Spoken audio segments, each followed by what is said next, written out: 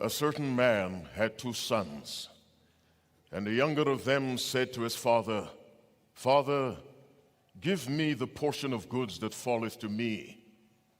And he divided unto them his living. And not many days after, the younger son gathered all together and took his journey into a far country, and there wasted his substance with riotous living. And when he had spent all, there arose a mighty famine in that land, and he began to be in want. And he went and joined himself to a citizen of that country, and he sent him into his fields to feed swine. And he would fain have filled his belly with the husks that the swine did eat, and no man gave unto him. And when he came to himself, he said, How many hired servants of my father's have bread enough and to spare, and I perish with hunger? I will arise and go to my father, and will say unto him, Father, I have sinned against heaven and before thee, and am no more worthy to be called thy son. Make me as one of thy hired servants. And he arose and came to his father.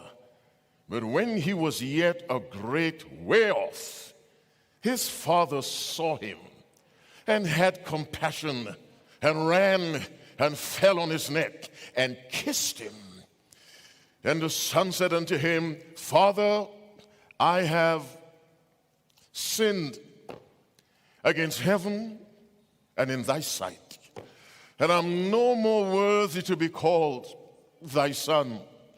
But the father said to his servants, Bring forth the best robe, and put it on him, and put a ring on his hand, and shoes on his feet, and bring hither the fatted calf, and kill it, and let us eat and be merry. For this my son was dead, and is alive again.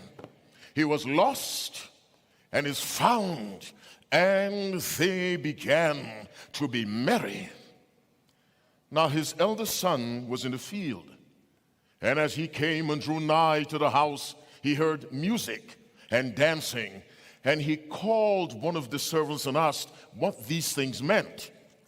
And he said unto him, Thy brother is come, and thy father hath killed the fatted calf, because he hath received him safe and sound. And he was angry, and would not go in. Therefore came his father out, and entreated him. And he answering said to his father, Lo, these many years do I serve thee. Neither transgress I at any time thy commandment, and yet thou never gavest me a kid, that I might make merry with my friends. But as soon as this thy son was come, which hath devoured thy living with harlots, thou hast killed for him the fatted calf.